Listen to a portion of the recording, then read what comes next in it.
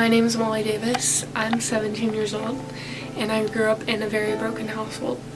I take care of my younger sister sometimes. I go to a great high school where I have friends and I'm loved. Sometimes I struggle with my insecurity. Oh gosh, I wish I would have made my bed when I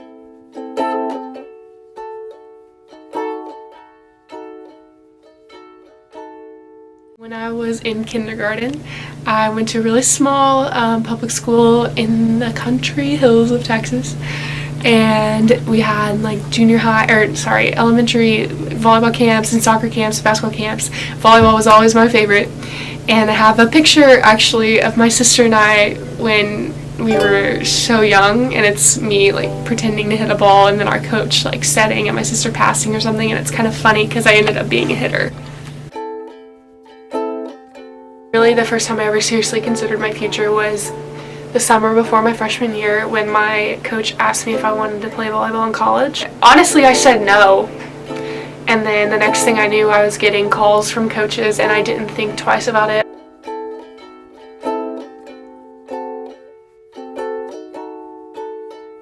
I committed to the University of Southern California my freshman year, and I always had an underlying doubt about it, and I thought maybe it's the school, maybe I don't want to go to USC, maybe I want to go somewhere else. So my sophomore year, my junior year, I switched and committed to Pepperdine University, and I thought that would make it better because I thought Pepperdine would, ease my mind, ease my soul about going to play, and it didn't. It just got worse.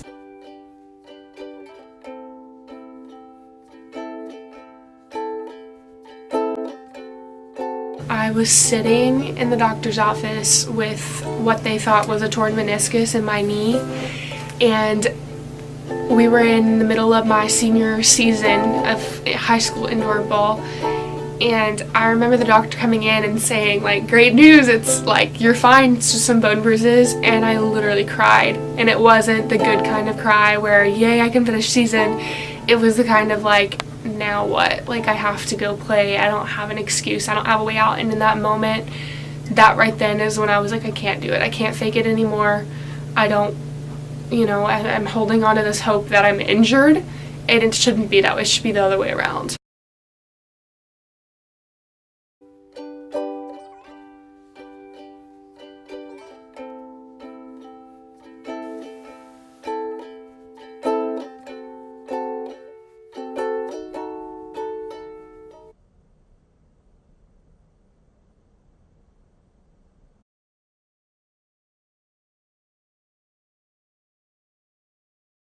Tuesday, October 2nd, 2018.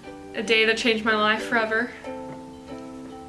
I remember waking up that morning and it being one of the most stressful days of my life. I just had so much going on outside of school, with school, and volleyball, and a lot of personal stress.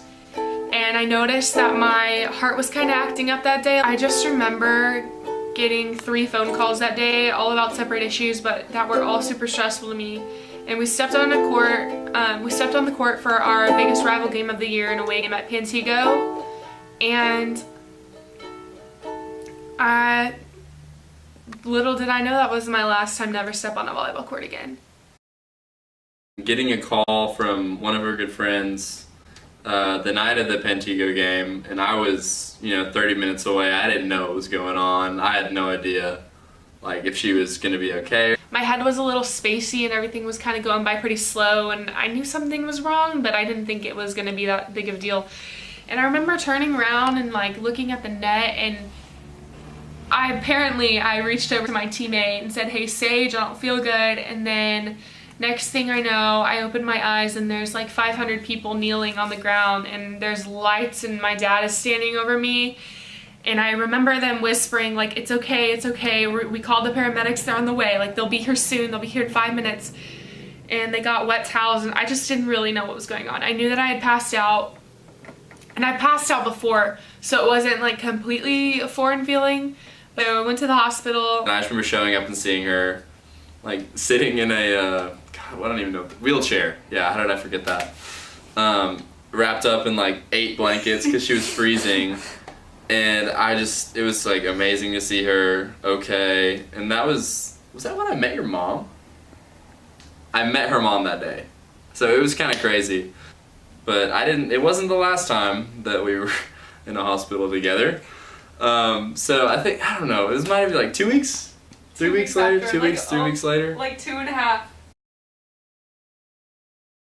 In that moment, it was more of a disappointment for other people than it was for me. For me, it was a relief, you know, and for other people, I guess it was seeing someone they were betting on losing. You know, the horse comes out of the gate and breaks his leg, and it's like, well, I was kind of counting on you. I missed the whole month of school. The whole month. I was really behind, but I kind of kept up in my classes and did the best that I could, and found out that I have what's called vasovagal syncope due to low blood pressure. So basically what happens is when my heart rate gets up too high, it's really hard to bring it down. But once I do finally bring it down, if it shoots back up, my blood pressure will drop and I'll pass out. I'll lose consciousness. I just have to trust that there will be something better to come out of this, like out of these trials and out of this uncertainty, and that it'll all be worth it in the end, because I know it will. I have still a lot of pressure from people. I won a national championship, I won 2 state championships, and I had several more high places at big tournaments. Obviously, I was one of the top recruits. I was Beach Volleyball Player of the Year in 16U in Texas for the TDT, and the pressure on a 16, 17-year-old girl was insane, and it is insane. It still exists, and for so many players, and I truly empathize because I know what it's like to not want to do something and kind of feel like you're gonna let everyone down if you don't do it. I've really never had a good clue about what I want to do. All I know now is that I want to advance the heavenly kingdom on earth, and whatever that looks like is going to be what it's going to be. I don't know, and I didn't know then, even when I was Kennedy DOC and when I switched to Pepperdine. It was both of those times were still, you know, oh, it's so far away. That's all I got, right? Like, you have 3 years, you're fine. You have 2 years, you know? And some of the schools I'm looking at now require you to declare a major your freshman year. And that is not 3 years away anymore for me. That's 9, 10, 11, 12 months. You know, it's funny because my sophomore year I was joked about how it's gonna be senior year and literally all of y'all are gonna be like, I don't know where I'm going, and I'm gonna be straight chilling being like, I know exactly what I'm doing. That's karma if I've ever seen it.